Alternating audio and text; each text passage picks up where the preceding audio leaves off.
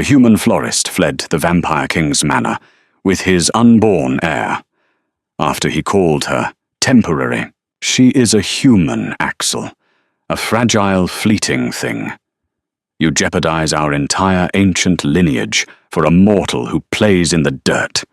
The elder's voice hissed through the heavy oak doors of the council chamber. Autumn froze in the shadowed hallway, the silver tray of tea trembling violently in her hands.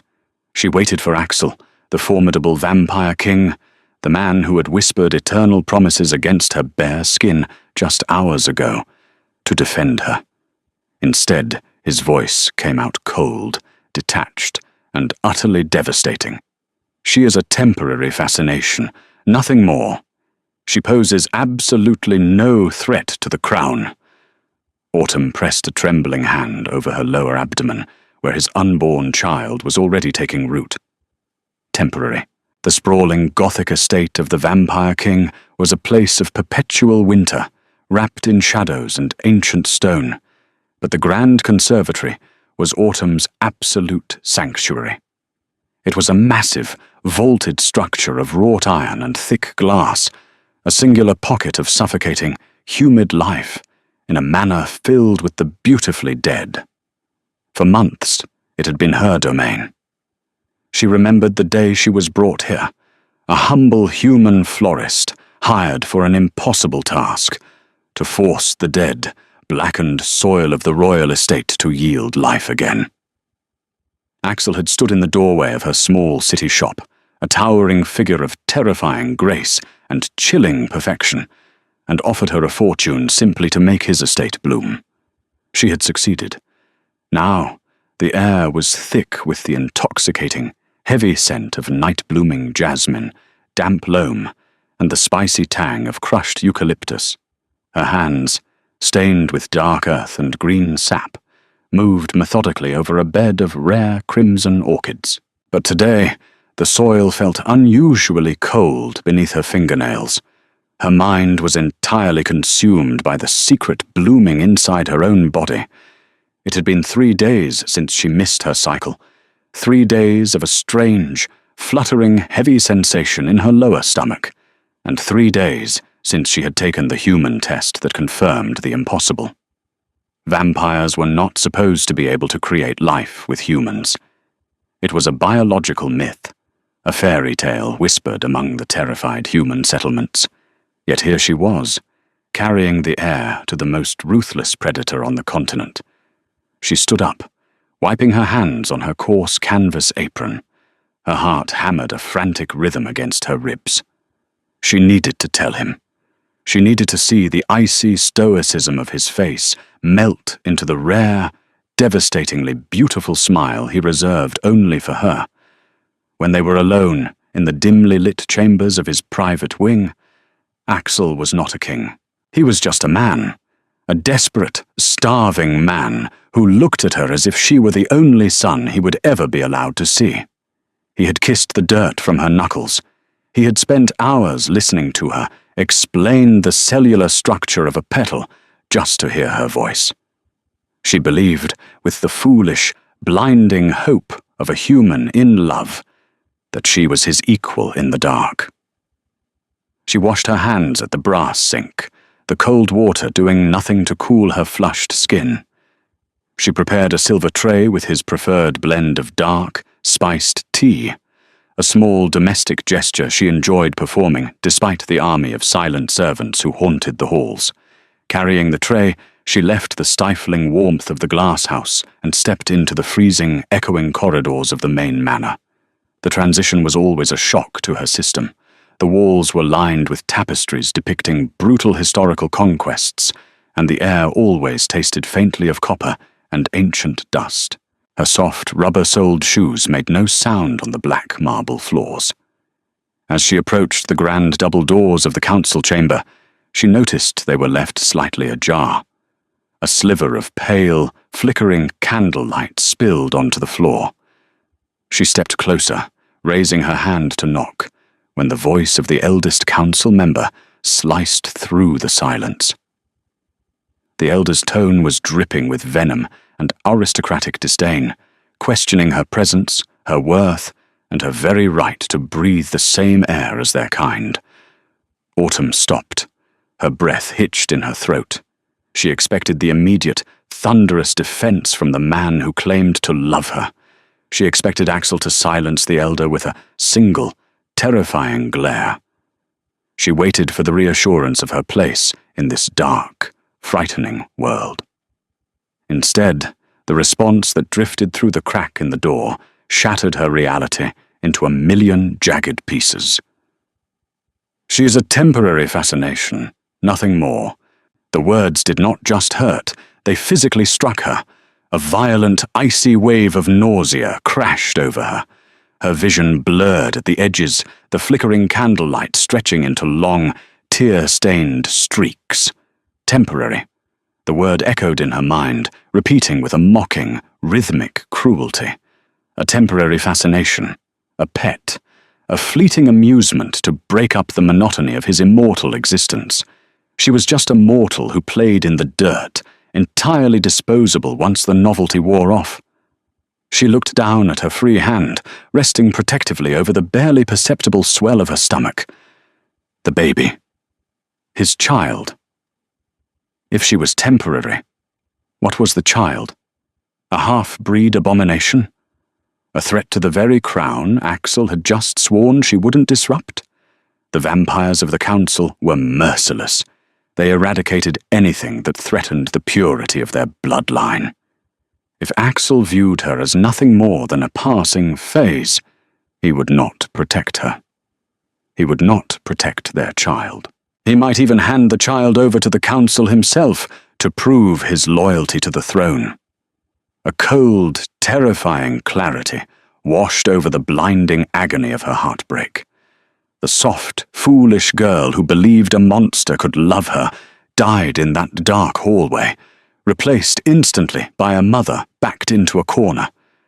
The tray in her hands shook so violently that the porcelain cups rattled against the silver. She carefully, painfully, slowly lowered the tray onto a small mahogany side table. She didn't make a sound. She didn't gasp. She didn't cry out. She simply turned her back on the heavy oak doors, on the man she loved, and on the life she thought she had, and began to walk away into the shadows. The walk back to her private quarters felt like wading through deep, freezing water. Every step was a monumental effort of will, her muscles screaming with the instinct to collapse, to curl into a ball on the cold marble floor and weep until her lungs gave out. But the primal, thrumming instinct of preservation, not just for herself, but for the tiny spark of life inside her, forced her to keep moving. The manor, which had once felt like a grand, mysterious castle out of a romance novel, now revealed its true nature. It was a cage, a beautiful, gilded, terrifying cage, and the door was slowly locking shut. She reached her bedroom, a lavish, opulent suite, decorated in rich burgundies and golds, colours Axel had chosen because he said they complemented the flush of her human skin. Now, the room looked like a mausoleum.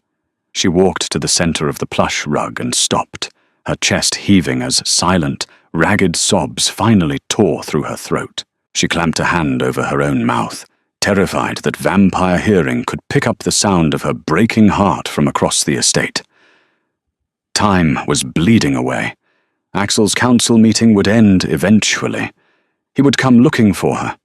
He would expect his temporary fascination to be waiting in his bed, warm and compliant. The thought made a fresh wave of nausea rise in her throat. Autumn moved with a frantic, disjointed energy. She pulled a battered, faded canvas duffel bag from the very back of her sprawling walk-in closet. It was the bag she had arrived with, the only thing in this room that actually belonged to her. She ignored the racks of exquisite silk gowns, the velvet cloaks, and the delicate diamond-encrusted jewelry Axel had draped over her collarbones. Leaving them behind was not a statement of pride. It was a matter of survival. Those items belonged to the king's pet. They were heavy, conspicuous, and reeked of vampire wealth. Instead, she moved to her heavy wooden dresser. She packed her thickest wool sweaters, durable denim jeans, and heavy woolen socks. From her bathroom, she grabbed essential toiletries. From her bedside table, she took the small, leather-bound journal where she sketched her floral designs and recorded her thoughts. She shoved a pair of heavy, mud-stained work boots into the bottom of the bag. Lastly, she opened a small cedar box on her vanity and took out a handful of rare, high-yield vegetable seeds she had been saving for the spring planting. In the human world, where she was going, she would need to survive, and her hands and the earth were her only marketable skills. She zipped the bag shut. It was light, her entire life reduced to a few pounds of canvas and wool. Getting out of the manor was the true challenge. The main gates were guarded by heavily armed vampire sentries, who could see a moth flutter at 100 yards in pitch darkness. The perimeter walls were impossibly high and topped with iron spikes, but Autumn knew the estate better than anyone, save perhaps the head groundskeeper. She knew the secret, pulsing arteries of the property, the delivery routes, the compost chutes, and the underground servant tunnels that bypassed the grand halls. She waited until the grandfather clock in the hall chimed midnight. The shift change for the human servants who managed the kitchens and the grounds occurred now. Wrapping herself in a dark, heavy cloak that obscured her figure and her face, she slipped out of her room and descended the narrow, winding servant staircases hidden behind the walls. The air grew damper and colder as she descended into the cavernous kitchens.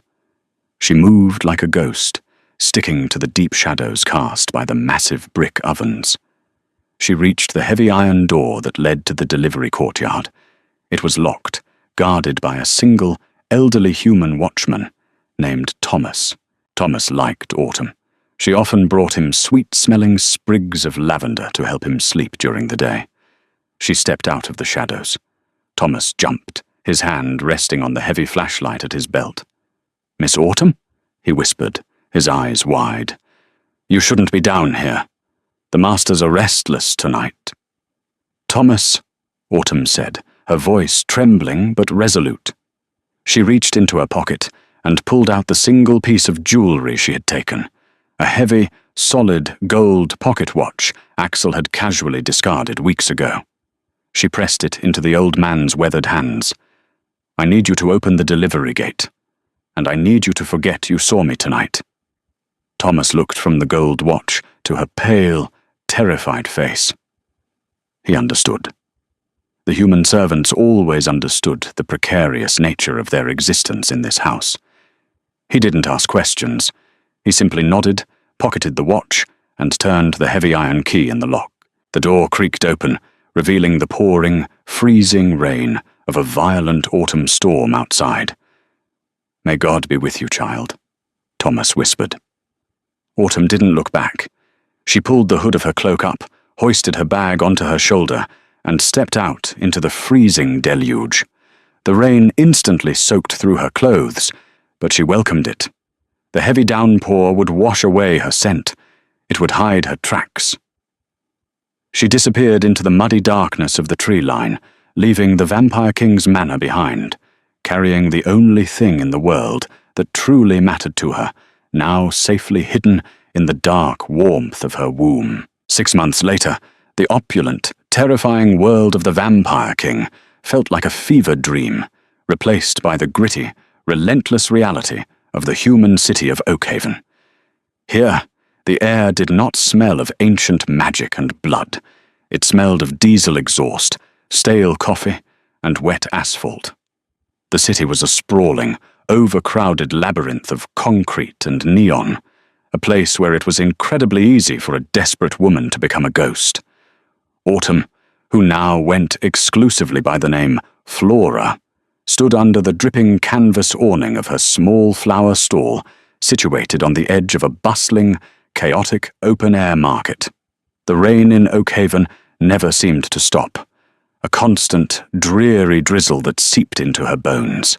She adjusted her thick, oversized woolen cardigan, crossing her arms over her immensely swollen belly. She was deeply into her 3rd trimester, and her body was a constant symphony of aches and sharp pains.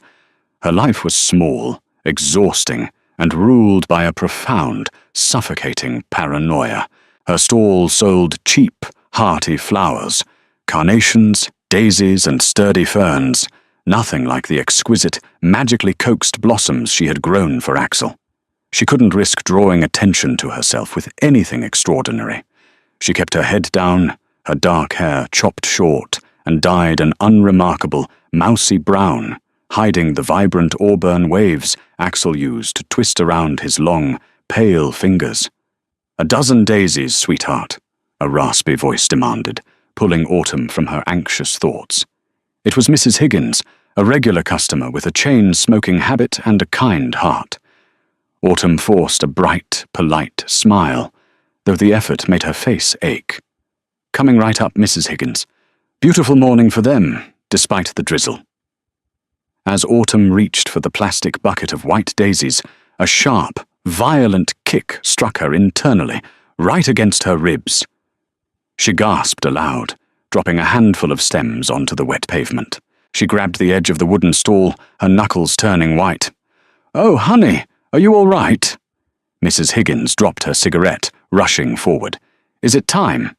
Do you need a doctor?" No, Autumn breathed out, forcing herself to stand straight, though a cold sweat had broken out across her forehead.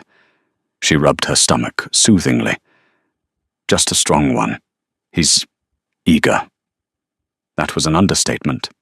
The child she carried was not normal. Human babies fluttered and nudged.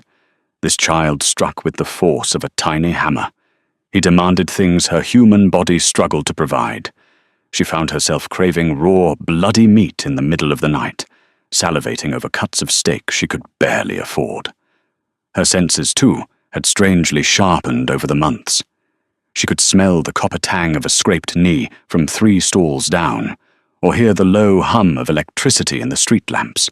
It was as if the vampire blood growing inside her was slowly altering her own chemistry, just to survive. "You work too hard, Flora," Mrs. Higgins scolded gently, taking the hastily wrapped daisies and pressing a crumpled $20 bill into Autumn's hand. "You should be resting. A girl in your condition shouldn't be standing on concrete all day." "I have to eat, Mrs. Higgins," Autumn replied softly, handing back the change. "Thank you. Have a wonderful day." As the older woman walked away, Autumn let her smile drop. The exhaustion washed over her in a crushing wave. She sank onto a rickety wooden stool behind the counter, hiding her face in her hands. The loneliness was the hardest part to bear.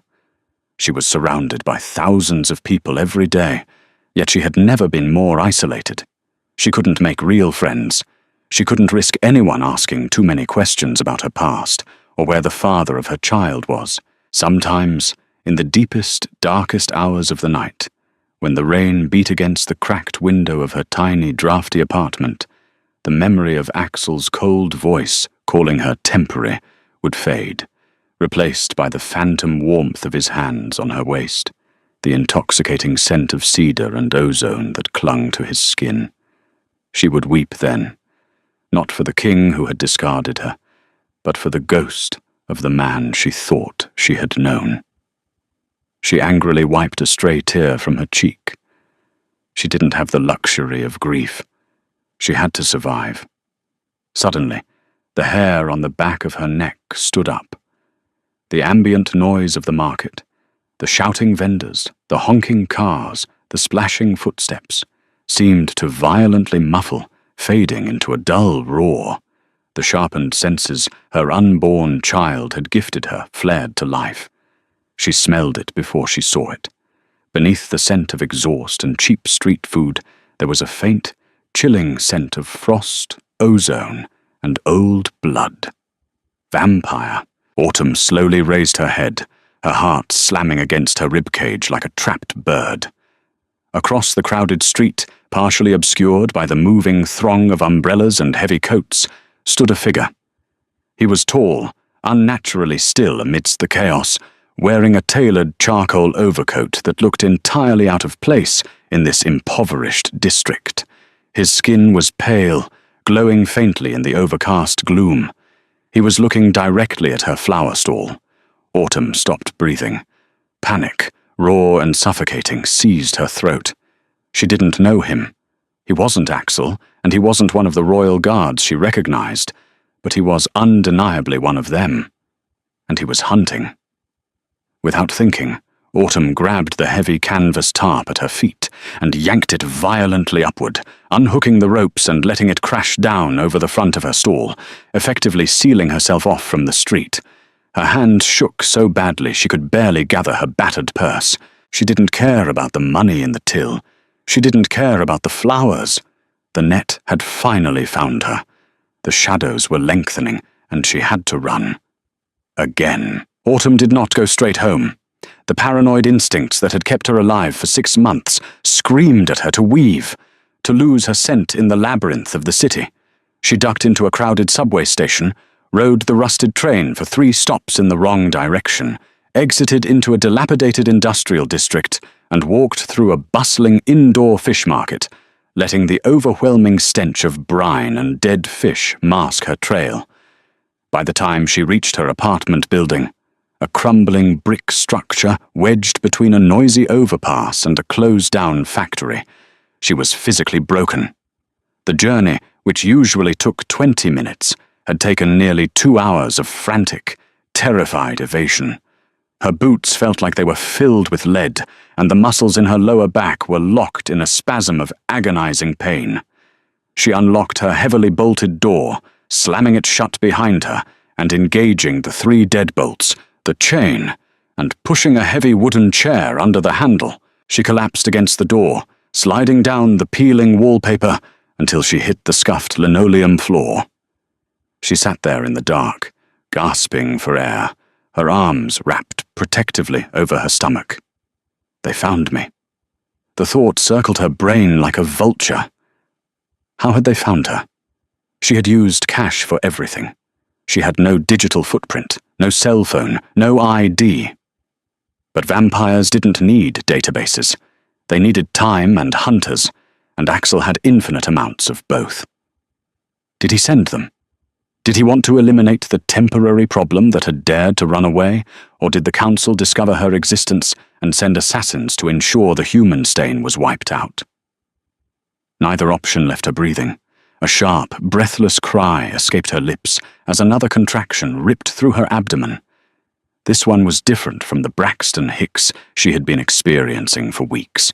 This one started deep in her lower back, wrapping around her stomach like an iron band, pulling tight and refusing to let go. The pain was blinding. "No, no, no," she whimpered, curling onto her side on the floor. "Not yet. Please, little one, we have to move. We can't stay here." She tried to push herself up, intending to grab her pre-packed go-bag hidden under her bed, but her legs refused to bear her weight. The stress, the sheer terror, and the grueling physical exertion of her evasion had pushed her body over the edge. She was going into labor, alone, in a freezing apartment, with monsters hunting her through the streets outside. She dragged herself across the floor, her fingernails scraping against the linoleum. She reached the small, grimy window that looked out onto the fire escape. Outside, the dreary drizzle had escalated into a violent, raging thunderstorm. Lightning fractured the sky, illuminating the cramped, messy room in stark, terrifying flashes of white light. The thunder rattled the glass in its frame. It was a chaotic, violent night to bring a life into the world. Another contraction hit, stronger and longer than the last. Autumn screamed, a raw, guttural sound that she quickly tried to muffle by biting down hard on the sleeve of her woolen sweater. She tasted copper as her teeth broke the skin of her arm. She needed help. She was tough. She had survived the wilderness of the Vampire King's court and the grit of the human slums, but she knew she could not survive delivering a half-vampire child alone on a filthy floor. The baby was too strong. The process was too violent. Dragging herself into the narrow hallway, she reached up and pounded her fist weakly against the shared wall of the adjacent apartment. "Helen!" she gasped, her voice cracking. "Helen, please!" Helen was a retired human trauma nurse, a tough, cynical woman in her late 70s who lived alone with 3 cats and a shotgun she kept loaded by the door. She was the only person in the building Autumn had spoken more than 2 words to. Helen had recognized the exhaustion in Autumn's eyes months ago, and occasionally left bowls of hot soup outside her door. Autumn pounded again, her vision swimming with black spots as another wave of agonizing pain hit her. "Helen!" A moment later, the sound of deadbolts unlocking echoed in the small hall. Helen's door swung open. The elderly woman stood there in a faded floral nightgown, holding a heavy iron fireplace poker. When she saw Autumn collapsed on the floor, clutching her stomach and sweating profusely, the fierce suspicion on her face vanished, replaced instantly by clinical, cold efficiency. "Good God, girl," Helen muttered, dropping the poker and dropping to her knees beside Autumn. She pressed a cool, dry hand to Autumn's forehead. "You're burning up. And you're early." "They're coming," Autumn babbled, delirious from the pain and fear. "The shadows. They found me. I have to go." "You aren't going anywhere except my bed, honey," Helen said, her voice brooking no argument. Despite her frail appearance, the old nurse possessed surprising strength. She hooked her arms under Autumn's armpits and hauled her upward. "Come on, up on your feet. You're going to have this baby tonight, and you're going to do it inside." With Helen's support, Autumn managed to stumble into the neighboring apartment. It smelled of antiseptic, old paper, and lavender.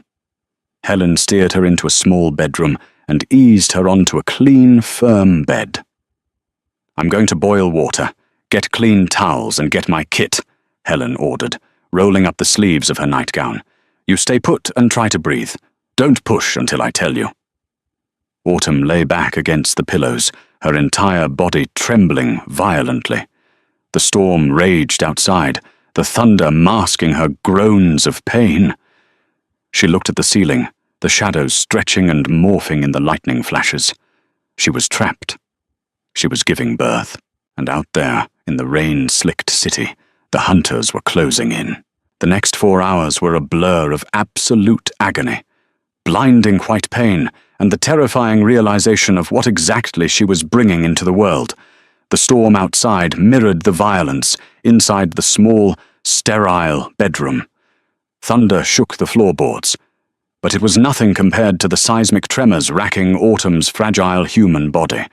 Helen worked with brutal, silent efficiency. The old woman had seen decades of trauma, but even she seemed unnerved by the sheer brutality of this labor. "Push, Flora," Helen barked, her hands slick with blood and sweat. "You have to push harder. He's stuck, and he's tearing you apart." Autumn screamed, arching her back off the mattress. Her vocal cords felt shredded. She gripped the iron bed frame so tightly her knuckles were bruised purple. This wasn't a normal birth.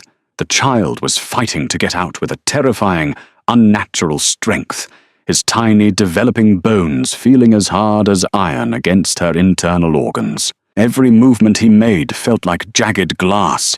"I can't!"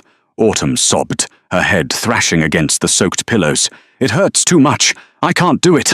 You can, and you will!" Helen snapped, leaning over her, her eyes blazing with fierce determination. "Listen to me. I don't know who did this to you. I don't know what kind of monster you tangled with to make a baby that feels like a block of granite, but he is yours. You protect your own. Now bear down and push." Autumn closed her eyes. In the darkness behind her eyelids, she didn't see the grimy ceiling of the apartment. She saw the glass house. She smelled the night-blooming jasmine. She saw Axel's face, pale and perfect in the moonlight, his crimson eyes filled with that terrifying, possessive hunger. Temporary.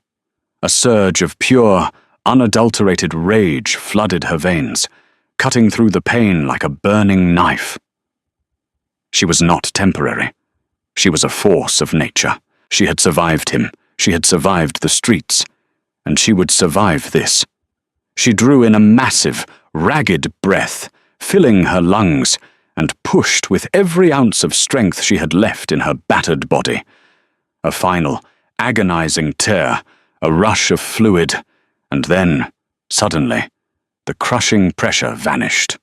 Autumn collapsed back against the pillows, gasping, her vision entirely black for a terrifying second.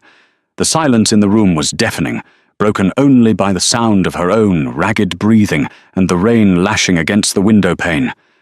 Then, a sound pierced the quiet. It wasn't a normal baby's wavering, helpless wail.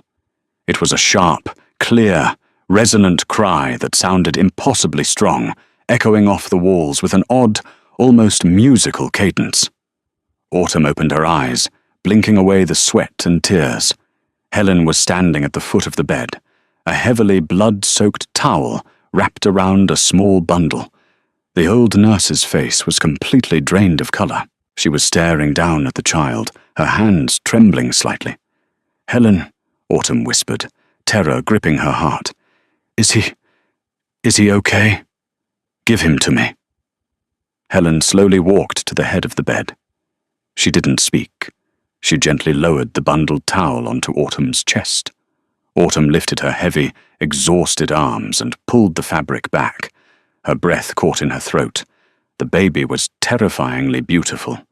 He didn't have the red, wrinkled, fragile look of a human newborn. His skin was flawless, pale as moonlight, with a faint, almost pearlescent sheen to it. He had a shock of fine, midnight black hair, just like Axel. But it was his eyes that truly gave him away. They were open, wide and alert, and they were the deep, mesmerizing color of crushed rubies. As Autumn touched his impossibly soft cheek, the baby stopped crying instantly. He turned his head, his tiny, cool nose pressing against her warm skin, inhaling deeply. He was scenting her. The instinct was purely predatory, yet deeply intimate. "He's beautiful," Autumn whispered, tears finally spilling over her eyelashes and dropping onto the baby's pale forehead. "My little night orchid." "Flora," Helen said, her voice barely a harsh whisper. She had backed away toward the door, her eyes wide with a mixture of awe and deep, instinctual fear. "That child. I've delivered hundreds of babies. That is not a human child. The way he moved, the strength. His eyes." Autumn pulled the baby closer to her chest, a fierce, primal protectiveness flaring up, overriding her exhaustion. "He is my son. That's all that matters." "The men you were running from," Helen realized, her voice trembling. "The ones you said were in the shadows. They aren't looking for you, are they? They're looking for him." Before Autumn could answer, a massive boom shook the entire building, vibrating through the floorboards. It wasn't thunder. It sounded like a solid oak door on the floor below them being kicked completely off its hinges. Autumn's blood ran cold. The hunters had found the building. The warding spells and the rain had masked her scent, but they couldn't mask the sudden, overwhelming supernatural scent of a newborn royal vampire heir. "Helen," Autumn said, her voice completely devoid of panic, replaced by cold, desperate adrenaline. "You have to leave. Go to your bedroom, lock the door, and hide under the bed. Do not come out, no matter what you hear." "I'm not leaving you here to be murdered," Helen protested, reaching for her fireplace poker again. "You can't fight them," Autumn hissed, struggling to sit up, clutching the baby to her chest. "They are death itself. If they find you with me, they will tear you to pieces. Go, now." The sound of heavy, unnatural footsteps echoed loudly on the stairs, moving entirely too fast. Helen looked at Autumn, then at the child, tears welling in her tough old eyes. "God protect you both," she choked out, before turning and fleeing into the back room, slamming and locking the door. Autumn forced herself out of the bed. Her legs screamed in agony, her body weak from blood loss, but she ignored it. She wrapped the baby tightly in a dry blanket, grabbed the heavy iron surgical scissors Helen had used to cut the cord, and limped toward the fire escape window. She had nowhere left to run. but she would not let them take her son without a slaughter. The metallic shriek of tearing hinges echoed from Autumn's own apartment next door. They were tearing her place apart, searching for the source of the scent. It gave her seconds, mere seconds. She threw the window open, the freezing rain violently whipping into her face. The temperature shock was brutal after the warmth of the bed, but she welcomed it. It snapped her mind into sharp, survivalist focus. She climbed out onto the rusted iron grating of the fire escape, clutching her newborn to her chest with one arm, gripping the bloody surgical scissors tightly in her other hand. Below her, the alleyway was a black abyss, illuminated only by the frantic flashes of lightning. The fire escape ladder was old and slick with rain. Climbing down with a newborn, just minutes after giving birth, was madness. Staying inside was a guaranteed execution. She began the agonizing descent. Every rung she stepped on sent a jolt of white-hot pain up her spine. Her body felt like a hollowed-out shell, held together only by adrenaline and terror. The baby, surprisingly, remained completely silent. He was bundled tight against her collarbone, his preternatural instincts perhaps sensing the mortal danger they were in. She was halfway down the third-floor landing when she heard the splintering crash of Helen's front door being breached above her. The scent is fresh. There's blood. A smooth, cultured, and terrifyingly cold voice echoed from the open window she had just climbed out of. "Check the back." A head leaned out the window directly above her. In the flash of lightning, Autumn saw a face carved from pale marble, eyes black as pitch, and a cruel smile that revealed elongated, razor-sharp fangs. Well, look what we have here," the vampire purred, his voice easily carrying over the roar of the storm. "The king's little pet, playing in the rain, and she brought a souvenir." Autumn didn't scream. She didn't beg. She moved with desperate, feral speed, sliding down the wet iron railing of the ladder rather than climbing, tearing the skin off her palms. She hit the pavement of the alley hard, her knees buckling, sending a shockwave of agony through her pelvis. She forced herself back up instantly. The vampire didn't bother with the ladder. He simply stepped out the third-story window, plummeting toward the ground and landing with a heavy, graceful crouch on the wet asphalt, mere yards away from her. Two more figures dropped down beside him, their eyes glowing faintly in the dark. "Hand over the abomination, human," the first vampire said, slowly drawing a long, curved blade from his coat.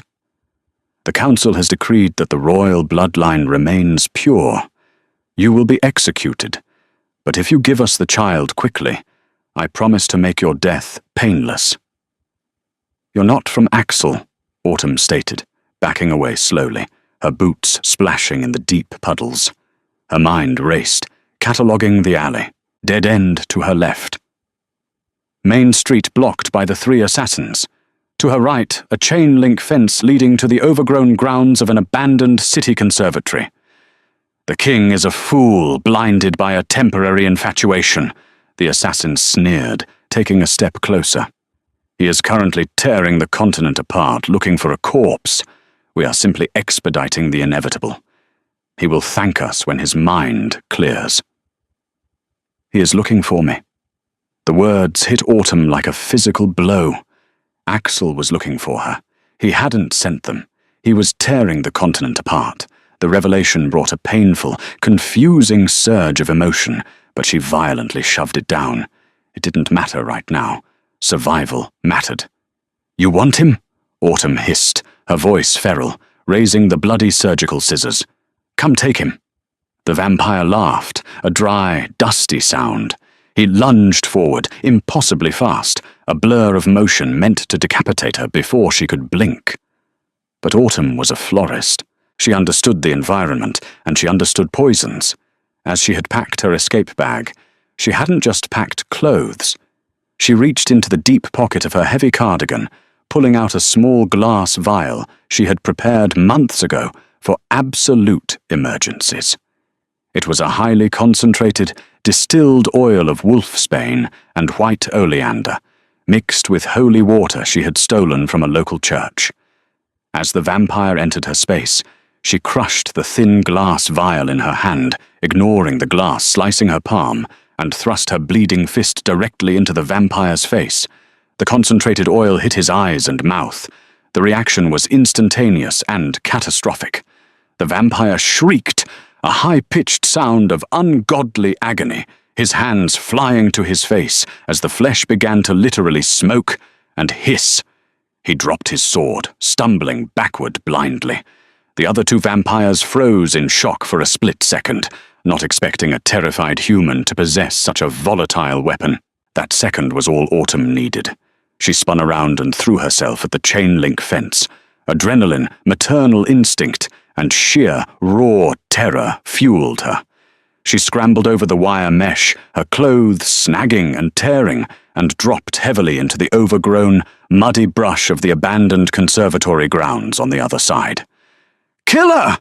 the blinded vampire screamed behind her. Autumn ran. She ran through the thorny underbrush, protecting the baby with her own body as branches whipped her face and tore at her hair. She headed blindly toward the massive, shattered glass dome of the old greenhouse looming in the dark, seeking the only kind of sanctuary she understood, the suffocating embrace of plants and earth. The abandoned city conservatory was a graveyard of glass and wrought iron, a sprawling ruin where nature had violently reclaimed the architecture. Huge ancient ferns pushed through shattered windows, and thick vines of ivy choked the metal framework. Autumn threw herself through a broken archway, collapsing into the damp, loamy dirt beneath a massive canopy of overgrown weeping figs. She scrambled backward until her back hit the cold, moss-covered brick of a structural pillar. She was trapped. There was no back exit. She had cornered herself in a glass cage. She looked down at the bundle in her arms. The baby was awake, his ruby eyes watching the shadows calmly. He didn't cry. He seemed entirely unafraid. Autumn kissed his forehead, smearing her own blood across his pale skin. "I'm sorry," she whispered, her voice breaking. "I'm so sorry, my love. I tried." The crunch of heavy boots on broken glass shattered the silence. The two remaining vampires stepped into the greenhouse. They moved slowly now, cautiously fanning out, their eyes scanning the dense foliage. They had learned not to underestimate the human. "There's nowhere left to run, little gardener," one of them taunted, his voice echoing off the glass canopy. "We can smell your blood. We can hear your pathetic heart beating." Autumn tightened her grip on the surgical scissors. If she was going to die, she was going to take the eyes out of the one who reached for her son first. The vampire on the left spotted her. He smiled, raising a heavy crossbow loaded with a silver-tipped bolt. He aimed it directly at her chest. Checkmate. He pulled the trigger. Autumn closed her eyes, curling her body entirely over the baby to take the impact. The sound of the bolt firing was drowned out by an explosion of shattering glass from the roof above. A heavy, dark mass plummeted from the sky, crashing onto the stone pathway with the force of a meteor. Autumn opened her eyes just in time to see the silver bolt deflect off something solid and black.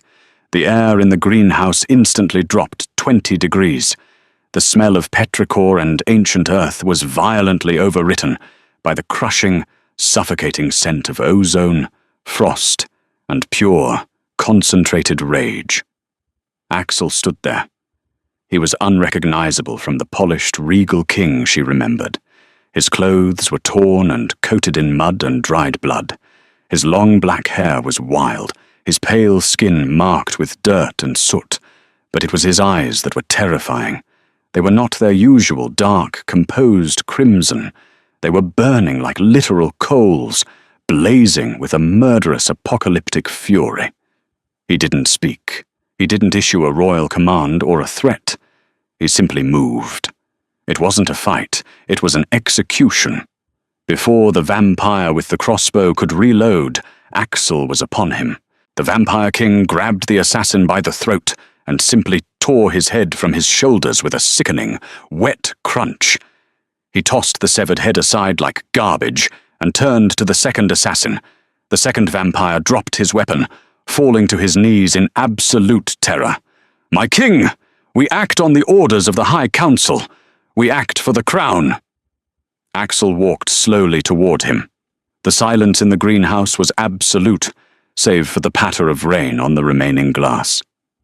"I am the crown," Axel whispered, his voice vibrating with a dark, terrifying resonance that made Autumn's bones ache. He placed a hand on the kneeling vampire's shoulder, and with a casual, brutal twist, shattered the assassin's spine. The body crumpled to the dirt, dead before it hit the ground. Axel stood amidst the carnage, his chest heaving, his hands dripping with dark blood. For a long moment, he didn't move. He stood with his back to Autumn, staring out into the rainy darkness. Then, slowly, he turned around. The blazing fury in his eyes vanished the second they locked onto Autumn, huddled in the dirt, bruised, bleeding, and clutching a bundle to her chest. He looked at her, truly looked at her, and the terrifying king fractured, revealing the desperate, starving man underneath. He took a staggering step toward her, his hands trembling. "Autumn," he breathed, the word sounding like a prayer he had repeated 1,000 times. "You're alive. You're actually alive." He reached for her. Autumn recoiled violently, pressing herself harder against the brick pillar, raising the bloody scissors toward him. "Don't touch me!" she screamed, her voice hoarse and raw. "Don't you come near us!" Axel froze, the shock registering on his face like a physical blow. His eyes dropped from her terrified face to the bundle in her arms. The baby shifted, throwing off the edge of the blanket, revealing his pale face and wide, ruby-red eyes. Axel stopped breathing. He stared at the child, his ancient mind struggling to comprehend the impossibility of what he was seeing. His child. A son. "Autumn," he whispered, dropping to his knees in the dirt, careless of the mud staining his trousers. His hands reached out, hovering in the air, terrified to touch, terrified to break the illusion. We... "Don't look at him," Autumn snarled, tears finally streaking through the dirt on her face. Her anger, buried under 6 months of terror and heartbreak, erupted like a volcano. "You have no right to look at him. Go back to your cold manor. Go back to your council. We are nothing to you. We are just a temporary fascination, remember?" She spat the word at him like a venomous curse, watching it hit him squarely in the chest. The word hung in the damp, heavy air of the greenhouse, echoing with the force of a gunshot. Temporary. Axel physically recoiled, as if she had driven the surgical scissors into his heart. The color drained from his already pale face, leaving him looking like a carved marble statue. He stared at her, his expression twisting from profound shock into a look of such absolute, agonizing devastation that Autumn actually hesitated, her grip on the scissors loosening slightly. "You heard that," he said. It wasn't a question. It was a hollow, broken realization. That night, the night you vanished, you were outside the council doors. "I was bringing you tea," Autumn choked out, a bitter, angry laugh escaping her lips. "Like a good little human pet. I wanted to tell you about the baby. And I heard you sell me out to that ancient monster." Axel dropped his head into his hands, his fingers digging into his scalp. A low, ragged sound tore from his throat, a sound Autumn had never heard from him, a sound of pure, unadulterated despair. When he looked back up at her, his eyes were shining with unshed, bloody tears. "Autumn, you foolish, beautiful, brave woman," he whispered, his voice trembling violently. "Do you think I cared about the crown? Do you think I cared about the lineage? You were my world. You are my world. Liar!" she hissed, pulling the baby closer. "I heard what you said." "You heard what I had to say," Axel suddenly roared, the sheer volume of his voice making the glass above them rattle. He immediately caught himself, lowering his voice to a desperate, urgent plea. "Autumn, listen to me. Please." That night, The council wasn't just questioning your presence. They had already passed a silent edict.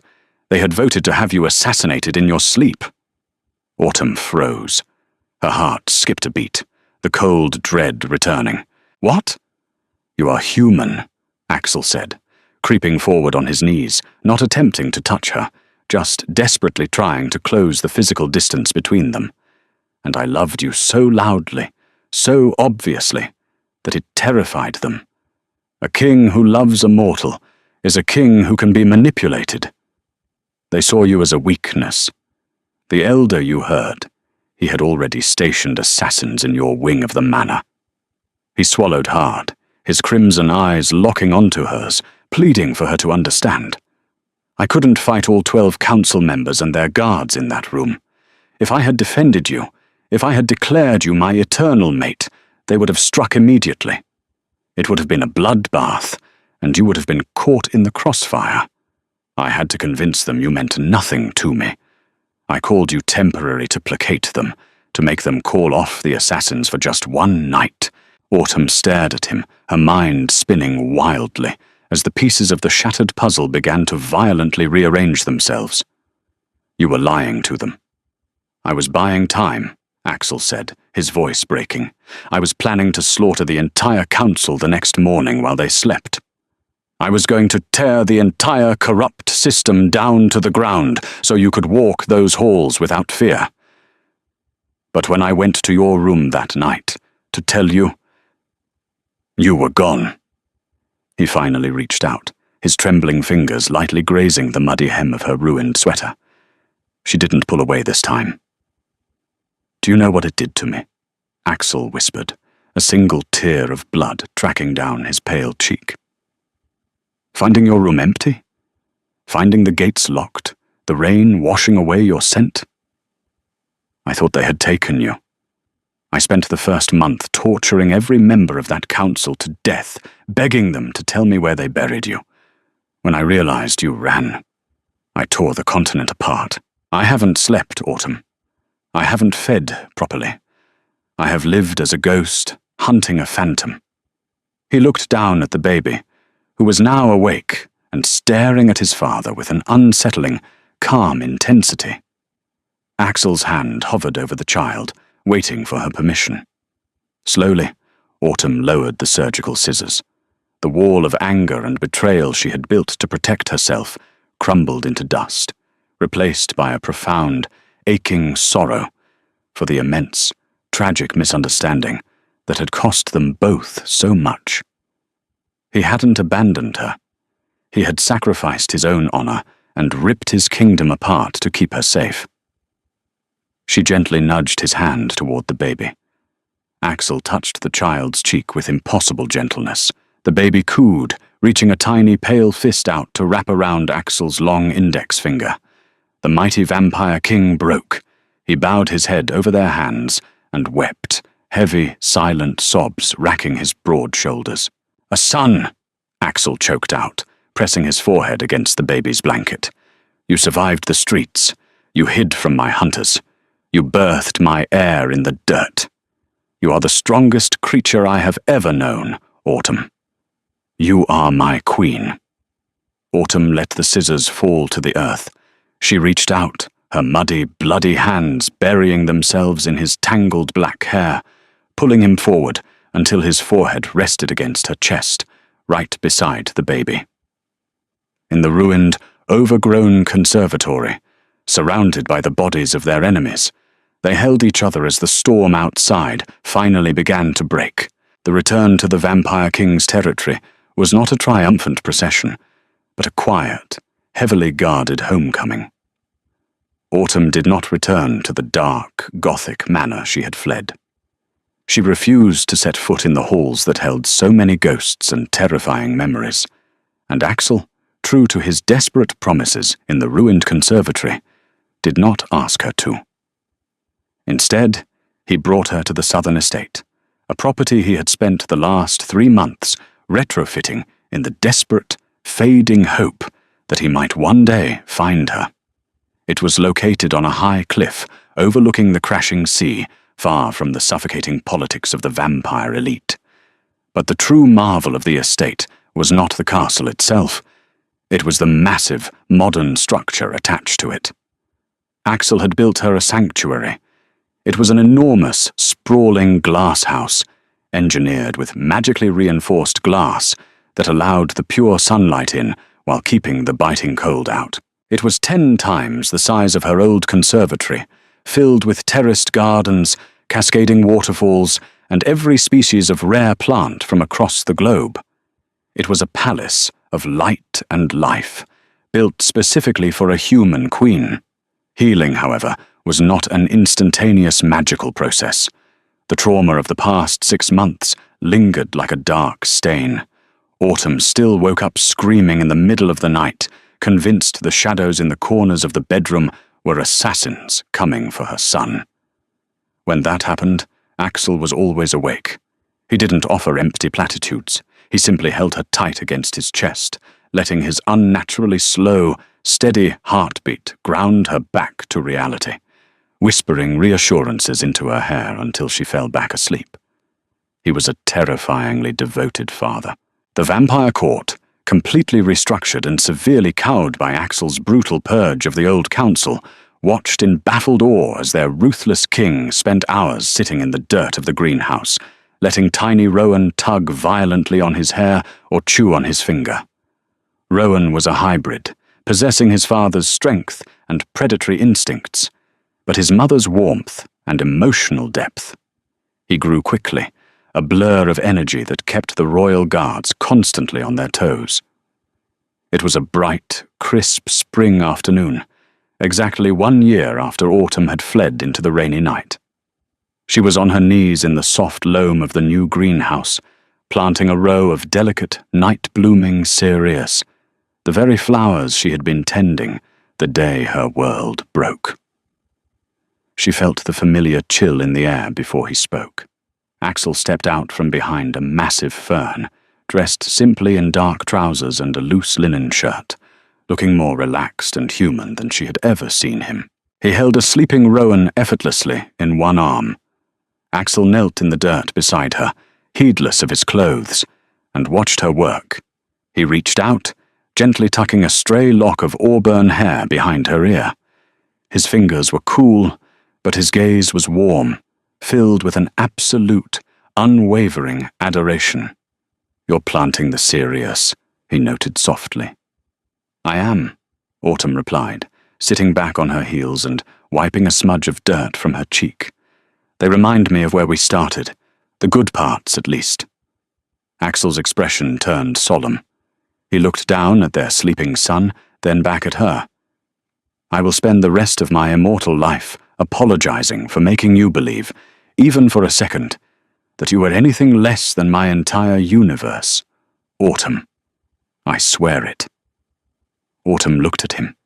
She saw the lingering guilt in his crimson eyes, the deep scars of the 6 months they had lost.